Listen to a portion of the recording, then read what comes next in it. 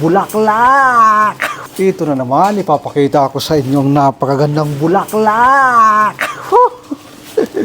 100 isa itong rosas na napakatingkad at gustong gusto itong gawin ng aking mga kasama kasi kinuha ko na. So ngayon, papakita ko sa inyo ang paggagawa ng 100 pirasong round bouquet. Sa mga gustong maging isang florist dyan, sinasabi ko sa inyo maganda ang bigayan. Kaya halina at mag-subscribe kayo sa aking channel at sumahod ng 100,000. Tama ho ang inyong narinig. Kahit wala kang pinag-aralan, experience lang ang katapat dito. Yung nasa likuran ko, sahod yan. Mahina ang 50,000 dyan. Nagsimula sa Tagalinis yan. Pero ngayon, gumagawa na ng bulaklak. Lahing Nepali yan. Supot. Smile, bro. Smile. Yeah. Sabi na kasama ko, yung katabi mo na yan, palagi itong papansin ng papansin. Papansin na papansin. Pag nagbibideo, kailangan talaga. Oo. Lakas nito mag-asar eh. What is that, bro? Kahala, white traffic 50. Alas. Ro. Ayan. Tuturo ko sa inyo mga ginagawa natin. Ano ipapakita ko sa inyo? Hindi ko naman kailangan ituro isa-isa. Ang kailangan lang, kukuha lang kayo ng idea. At pwede nyo na lang gayahin at mas maganda kasi ang experience kaysa sa mag-aaral mismo. Mahal kaya ng pag-aaral dito. Nasa 4,500 hanggang 6,000 pag-aaral ng florist. At ang ipapahawak lang sa'yo na mga bulaklak is chrysanthemum. Yun lang. Mga dahon-dahon na mga leader fern lang mga gagamitin sa inyo. Tapos ganun kamahal ang babayaran. 4,500 to 6,000 reals yan, ha? Nagkakahalaga yan ng 60,000 pataas pa yan. Tulad ngayon na medyo mataas-taas ang palitan, umabutan ng 15. Nako po, napakamahal. Kaya marami ko yung sagabal sa aking likuran ng camera. Ayan, binuhat na. Ito na yung ating ginagawa. Kaya sa mga mababa ang sahod dyan, gusto mong lumaki ang sahod mo na hindi mo kailangan mag-aral. Kailangan pa rin pala mag-aral kasi pag since na pinasok mo ito, nag-aaral ka na rin para kahit sarili mo mismo ang sariling sikap. Pag-aaral pa rin ang tawag din yan. Kumari, bibili ka ng bulaklak, manonood ka ng video, gagawin mo. Ang tawag dyan, pag-aaral na, di ba? So ngayon, ganito lang kasimple ginagawa ang 100 piraso na round bouquet.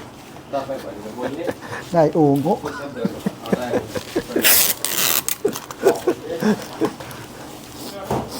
Aming sagabal sa aking likod ng aking camera. Makikita nyo at mapapansin nyo mismo yung aming paggagawa dito ng bouquet, hindi up and down. Yan pantay na nagkakarve siya ng padahan-dahan. So, kailangan magandang kalabasan para elegante at syempre mas lalong magustuhan ng ating customer para bumalik ng bumalik. Sinasabi ko sa inyo, ang pagiging isang florist, napakagandang trabaho. Bulaklak ang hinahawakan. Araw-araw kang hihimas ng bulaklak. Pag napakaraming bulaklak, nakakatanggal ng stress. Pero kung sobra naman sa trabaho, nakaka-stress. Ganun lang ang buhay ng isang florist. Ang trabahong florist, flower maker ay napakaganda. Kasi marami ang pwede kang kumita. Kasi ang paggagawa ng bulaklak, simula sa pagkabuhay hanggang sa pagkamatay. Sampol, manliligaw, may bulaklak. Manganganak, congratulations, may bulaklak. Magbibinyag, may bulaklak. Magbo-birthday, bulaklak. Ganun yan. Magpapakasal, may bulaklak. Ganun lang yun. Siyempre, anniversary, may bulaklak din. At siyempre, mga congratulations, mga bulaklak din. Mother's Day, Valentine, bulaklak ang katapat niyan. Pagdating naman sa pagkamatay, bulaklak din. Walang kamatayang bulaklak na yan. Bibisita sa sementeryo, bulaklak din ang dala. O, di ba? Maraming pera ang pwede mong magawa sa bulaklak. Napakagandang trabaho, negosyo, or kahit na anuman na pwede mong pagkakitaan dito sa bulaklak.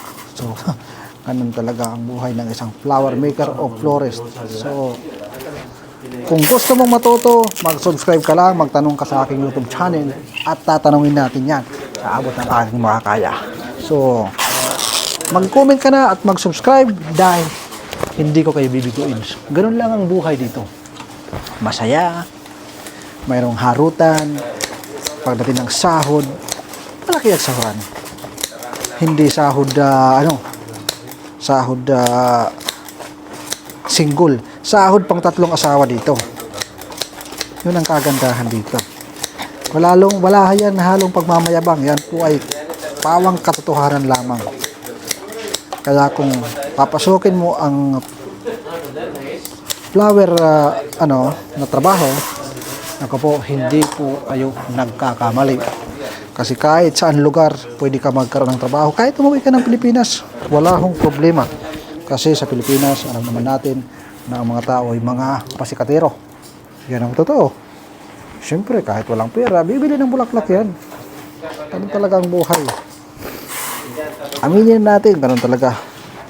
So, ganyan lang kadali natin nagawa ang ating 100 sa kunting oras lang, sa maikling oras, nagkaroon na tayo kaagad ng isang napaka-eleganting di ba? Ano? Ngayon, ipapakita ko sa inyo yung ating 100 na napakagandang yellow. Ngayon, kukuha ko nito ng tubig na napakalinaw. Galing ito sa batis. Yan ang ating paglalagay. Bago natin ilalagay, kailangan hugasan natin ang kanyang stem para malinaw na malinaw ang ating water rings.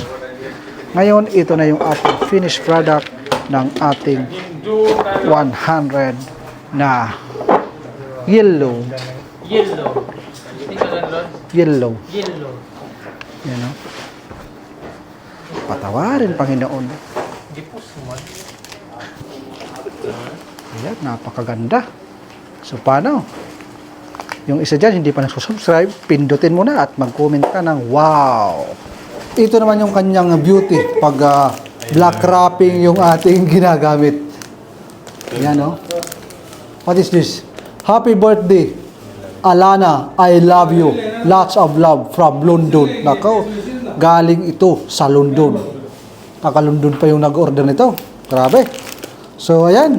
Yan po kayong kanyang itsura pag black wrapping. So, ayan. So, hi. Shala, sim-sim dog. Sim-sim cat. Kiyaw! So, ayan. Maraming salamat sa inyong panonood. Magandang araw.